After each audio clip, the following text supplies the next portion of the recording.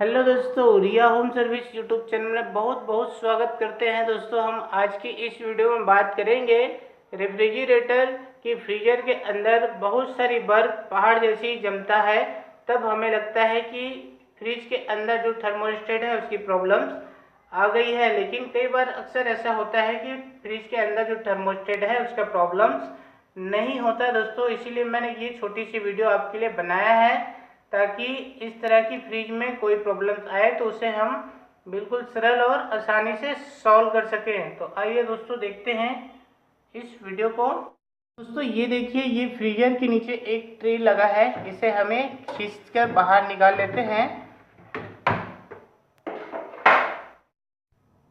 तो दोस्तों, इसके बाद हम फ्रीजर की नीचे तरफ देखते हैं, तो ये देखिए, एक जो तार है ये निकल गई है। दोस्तों, ये ही थर्मोस्टेट का सेंसर है।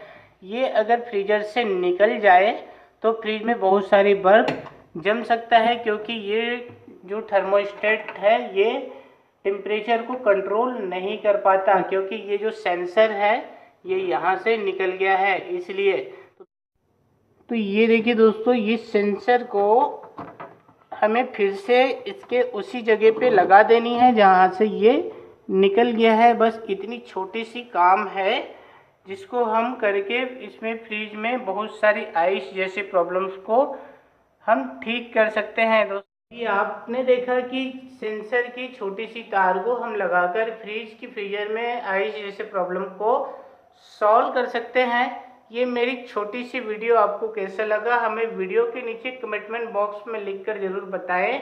अच्छा लगा तो इसे लाइक कर दीजिए, और मेरी वीडियो से आपका काम बन गया तो इसे दोस्तों सभी के पास इसे शेयर कर दीजिए, ताकि ये छोटी सी काम हर कोई कर सके और अपने 400-500 रुपये पैसे भी बचा पाएंगे। तो दोस्तों, इसी तरह की नई नई वीडियो लेकर हम फिर मिलेंगे दूसरे वीडियो के साथ। तब तक के लिए नमस्कार।